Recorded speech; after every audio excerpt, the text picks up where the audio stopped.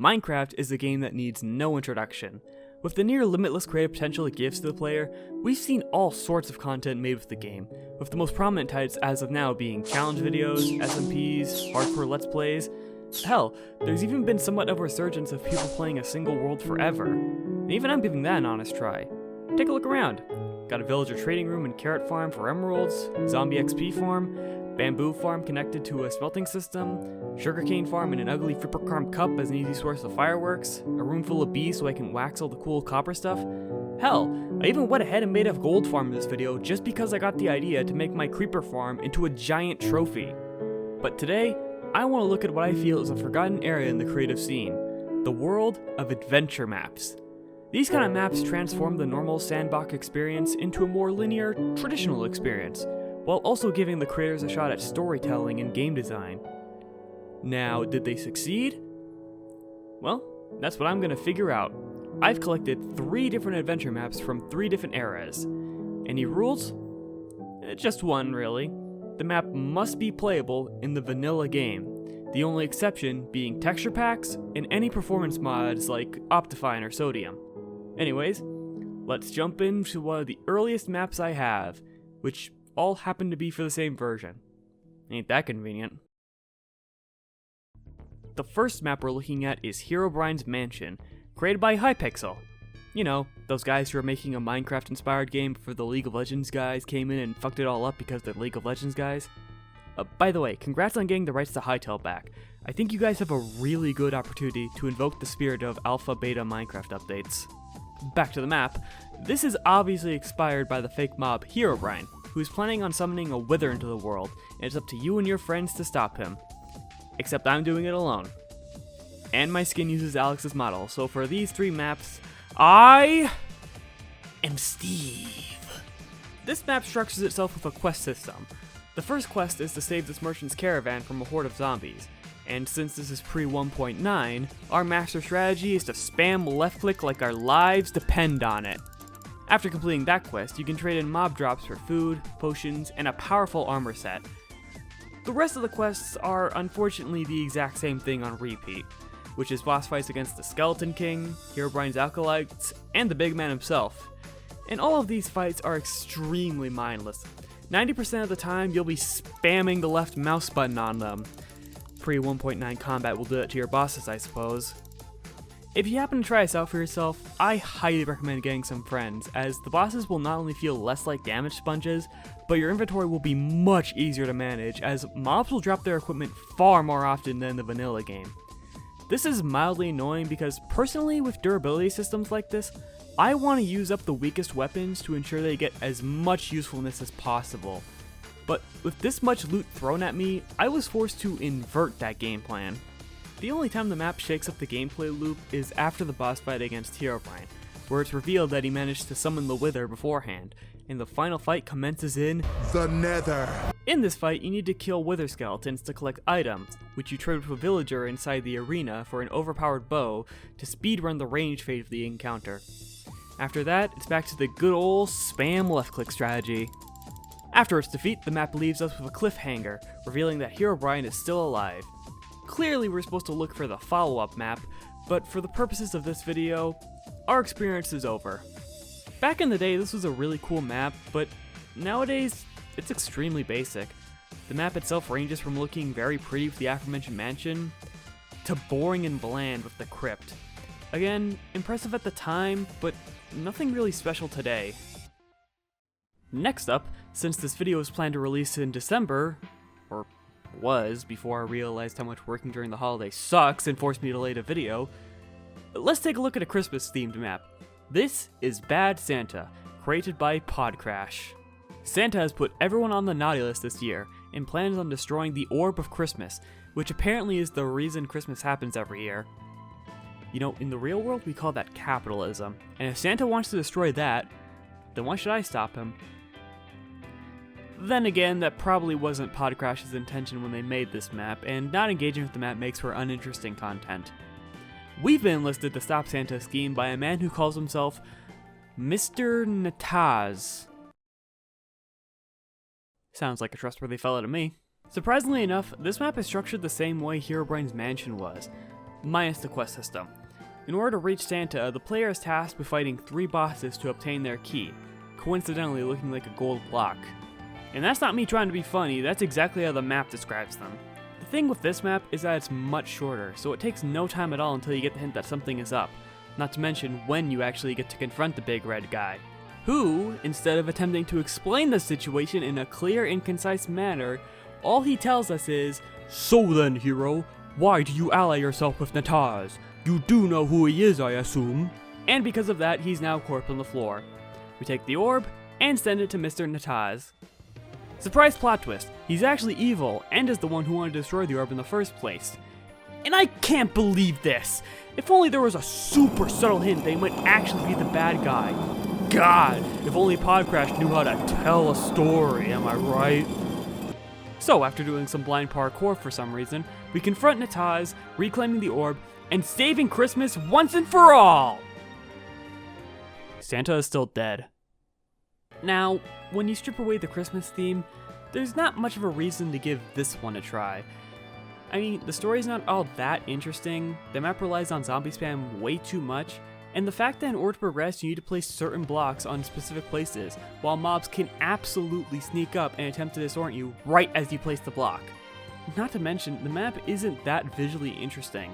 A solid 80% of the map is just this giant frozen river connecting the major locales. At least the last map had the mansion overlooking the outdoor area. And with that, we have our last map of this era. And for this one, I want to look at a subset of adventure maps, parkour maps, also known as that thing in the background of most huge TikToks and YouTube Shorts. And for this video, I want to represent a specific series of maps from this era, Epic Jump Map. These maps were created by content creator Bodil40, who seems to have pivoted into being a Fortnite creator today, which, considering what happened to other Minecraft creators from around that time, is not a bad thing in the slightest. Now, the big question we must face is, which Epic Jump Map will we be playing on? We got the original, holiday themed maps, a tropical theme, we even have one themed after a scummy piece of shit. But for this video, I'm picking the map that fills a hole that our current collection of maps lack, a direct reference to an existing piece of media. This is EGM Mario Edition. In this map, the story is take a fucking guess. Although one fun quirk of this map is that it initially doesn't have any EGM theming on it, just calling it New Super Minecraft Bros, later pulling the curtain back, revealing that it is indeed an epic jump map. Now, I don't want to sound too harsh because I believe this map nails the Mario aesthetic beautifully, but holy shit, playing through this made me realize just how scuffed Minecraft's movement was back in the day. This was before the sprint button was implemented, so the only way to sprint was to double tap W, which when put under the circumstances of a parkour map, becomes extremely unreliable. Not to mention the random instances where my momentum was halted for no discernible reason, or ladder jumps being ladder jumps. It got so annoying that I eventually resorted to using creative mode to fly back up and try again. And if you think that ruins the integrity of this video, let it be known that the map eventually straight up tells you that flying back up is fair game. As for highlights within the map itself, there's a handful of mob spawners for some reason. Sometimes it makes for an interesting challenge, other times they engulf the surrounding area and make it nearly impossible to progress without cheating. At some point the quote-unquote cartridge breaks and the Mario aesthetic goes away temporarily, and even when you do get to the princess, the map just keeps going and kinda starts to overstay its welcome. And needless to say, I think it's best for everyone if I just moved on to the next set of maps. And this is where the quality starts to skyrocket.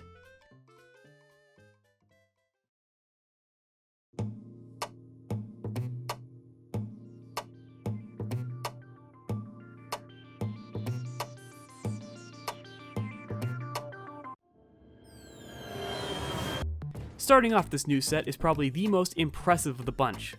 The Heist, made by Cupanster, S'more6, and Wooby.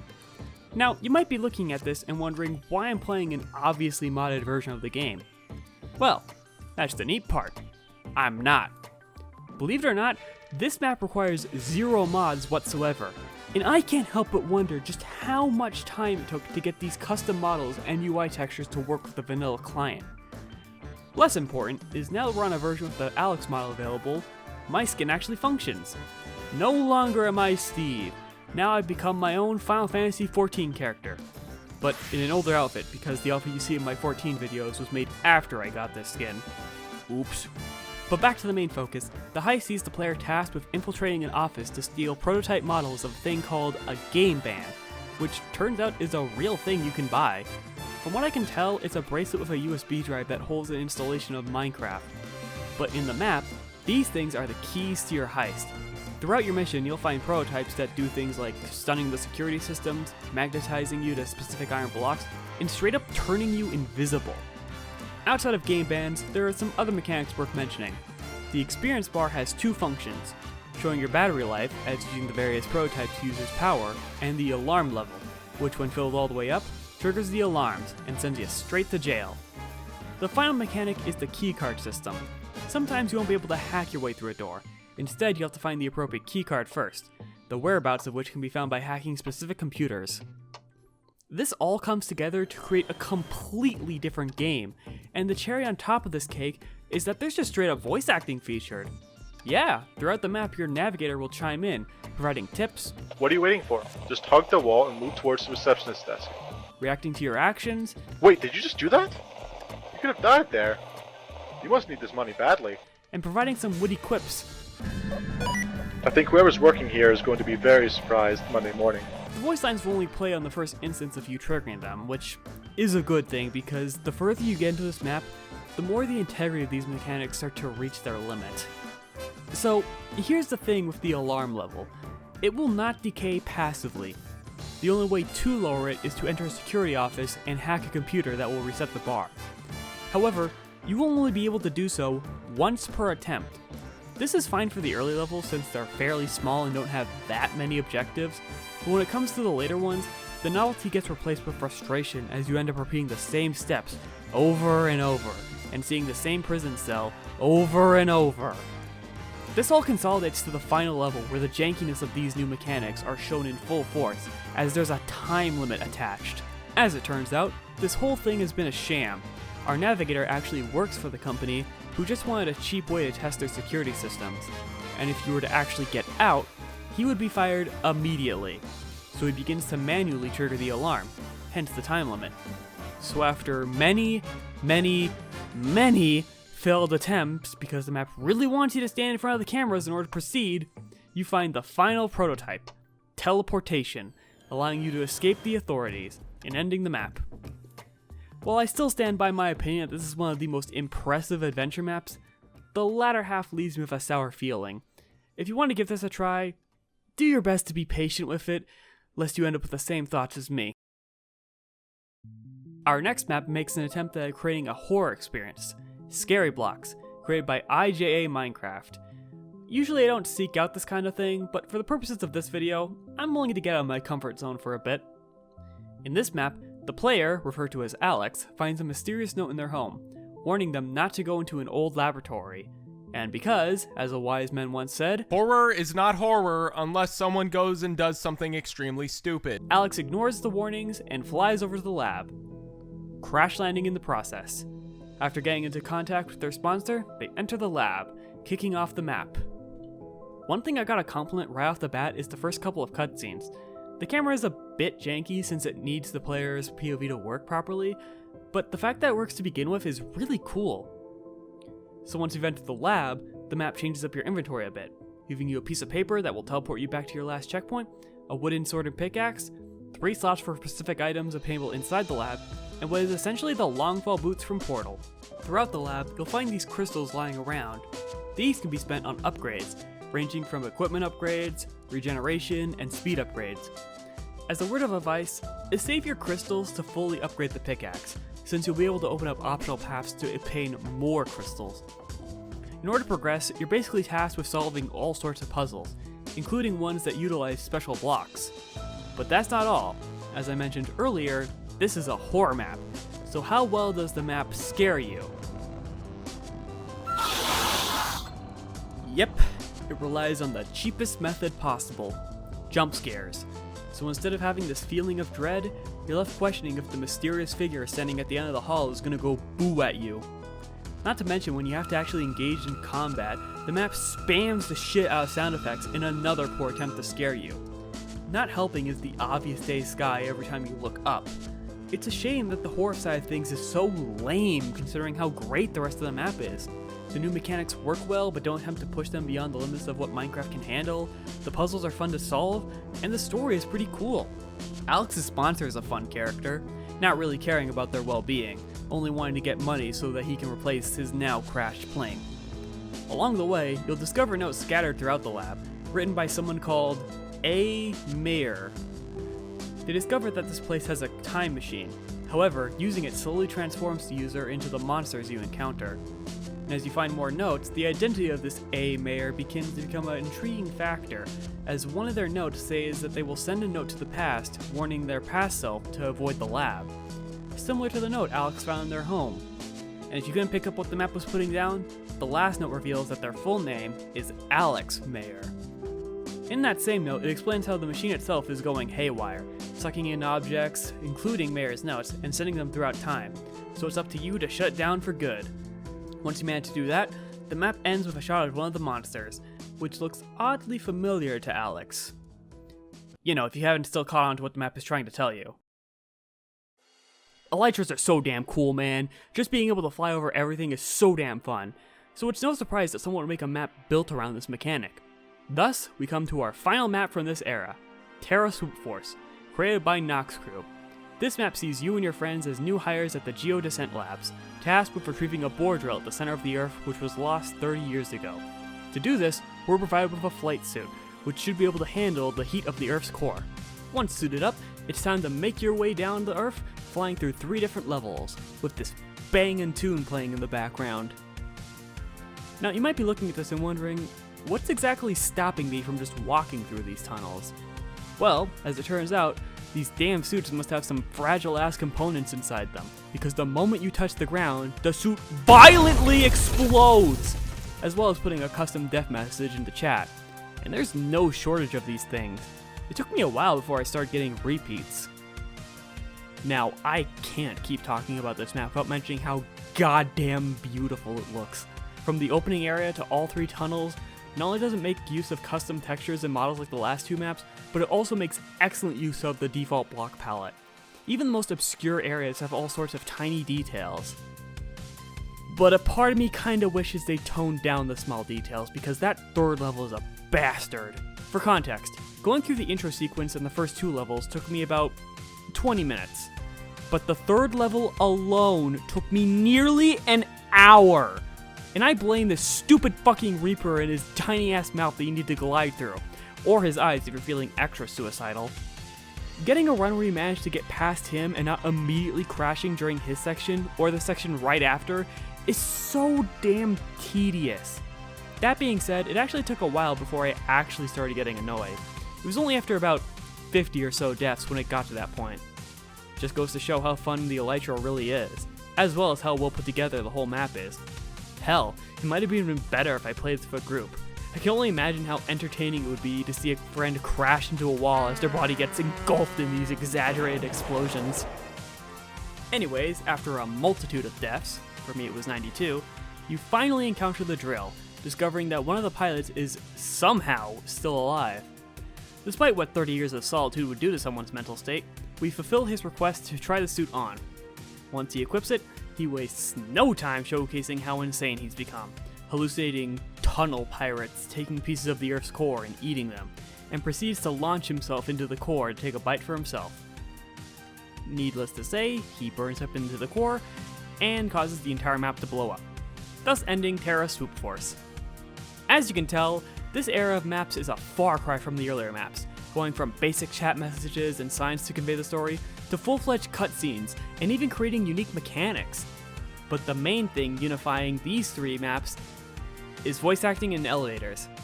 Yeah, for some reason, that's the main thing that these things have in common. But now, it's time to jump into uncharted territory, as I have 0 experience or knowledge with modern adventure maps. So let's kick this off with The Rise of San Lorai, created by Lord Nightfall. And damn, talk about good-ass first impressions. The atmosphere of this map is unbelievable. The builds and music really add to the overall aesthetic, which clearly takes a lot of inspiration from Dark Souls.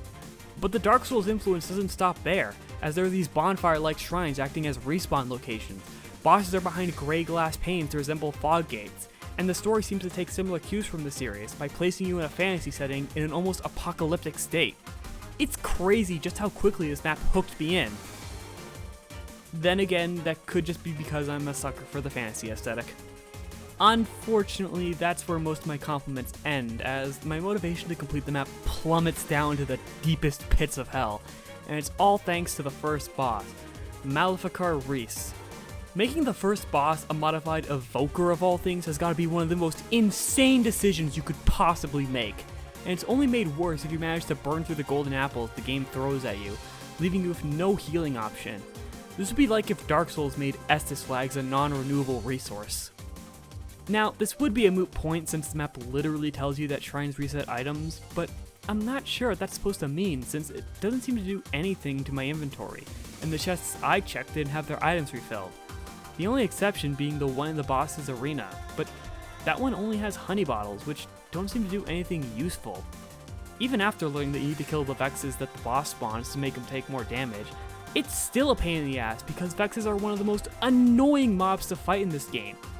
I really don't want to leave a map incomplete, but there's only so many times I can bash my head into the same brick wall before I realize I'm wasting my time.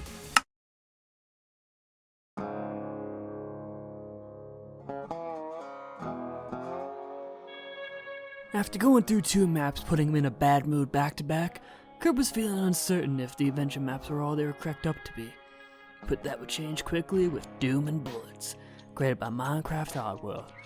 The Wild West theme caught Curb's attention, and while he didn't attend at the time, he later realized you could make this section a big ol' Bastion reference. Poor Bastion. You'd think being the debut game of Supergiant Games would have people talking about it more often, but guess it's hard to stick out when you're competing with the Hades duology. Get back on script! Right off the bat, Curb couldn't help but appreciate how impressive the cutscenes looked. Instead of the awkward camera movements that maps like Scary Blocks would use, Doom and Bullets would use camera pans that wouldn't feel out of place in just about any form of storytelling. Speaking of Scary Blocks, this map sees the player take the role of a named character, an outlaw going by the name of Luke Dalton, hiding out in the wilderness from a fellow going by Blackwood. Although before things can get started, there seems to be some technical difficulties.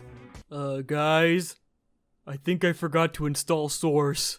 Not sure what Curb meant by that when the actual thing he installed was Optifine, since he completely ignored all the warnings telling him to use that damn mod.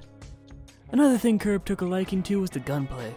Not only did the models look nice and detailed, but the shooting was satisfying, even featuring a surprisingly realistic recoil with every shot. Despite this, he didn't find it very satisfying firing the rifle. Felt like he was getting better results with the starting revolver. Then again, his aim has always been one of his weaker traits. When it came to aesthetics, Doom and Bullets ended up being Curb's favorite. Between the different builds coming together with the pack of custom models, the map nailed the Wild West theme it was going for. Not only that, but with clever use of what he believed was mobs and armor stands, the map felt alive to Curb. But it ain't all sunshine and rainbows down here. For as impressive as the narrative was, Curb's telling the story was a different, story. It all started off smooth enough, giving you a moment of peace to get to know the supporting cast, followed up with a shootout forcing the pasta and the run once again. But once Curb entered the tavern, that's when everything changed, as one of the characters bites the dust at the hands of Blackwood. At first, Curb thought he should care about his death, but when it came down to actually think about it, said character only had a handful of lines beforehand, leaving no actual reason to care for his demise. To Curb, this was ultimately the map's main downfall. For as much as the story seemed to be the main focus, the map seemed to be doing everything in its power to rush it as much as possible. As 10 minutes after the first death, another member loses his life, only to be revealed to be a fake on the very next scene. And right as it seems like the map is setting itself up for a finale against the main antagonist, it ends right then and there. And it all started to make sense to Curb. The length of the map was the culprit. Minecraft Oddworld has other maps like this under their belt, so it's unfair to make this claim, but Curb came to the conclusion that it'll do you a favor to come into these maps with an expectation of a short story. Hell, Doom and Bullets was so short that Curb even went back to Rise of San Lowride to give a few more tries at that boss he was stuck at. but only a few. And with that, we're finishing our Minecraft Adventure Map Marathon with the return to the parkour map scene. Parkour Alpine, created by Limbo Maps. I figured that ending on this would not only be a cool way to compare old school and modern parkour, but also has some nice background footage for my closing thoughts. But before I get too ahead of myself, let's talk about what this map has in store for us. Parkour Alpine sees you play through 3 large levels with multiple parkour challenges, featuring a multitude of gimmicks and locales. These range from blocks appearing before you, dodging giant fish, to even being required to push pillars to create your own mini parkour course. That's not to say the map is devoid of storytelling, as when you enter this underwater city, you have the king tell you all about it, or when you help this guy push his boat into the lake and he rewards you by throwing a raft that gets attacked by pirates soon after. And I gotta say, it feels so nice to play a parkour map on a version with the run button. It really makes me feel like every mistake is my fault and not the clunky controls. But that being said, this map has made it increasingly obvious. I can deny it no longer! My parkour skills are mediocre. And for that reason, this is also another map that I didn't complete. But it took me a little over an hour and a half to beat the first level, and considering I spent another half hour on level 2, that's probably going to be more than enough footage for my closing thoughts on adventure maps as a whole. Going into this video, I was certain that adventure maps as a whole had died off, but as it turns out, I had a much easier time finding new adventure maps as opposed to the older ones. Like, there was this co-op map called Banebound that I ended up cutting due to the horror theme overlapping with scary blocks.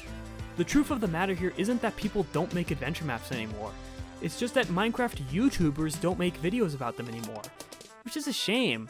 I'm sure that someone with a decent following could do a full playthrough of Rise of San Lorai, or showcase all of Minecraft Oddworld's impressive maps. With all that being said, while I enjoyed my time with these maps for the most part, it's clear that these aren't very comparable to actual single-player games. And it's not like you should do so to begin with, considering the minuscule team size and the limitations of Minecraft itself. So with all that being said, give these maps a try for yourself. And if I haven't made myself clear already, make content and let people know about them. They could really use the exposure.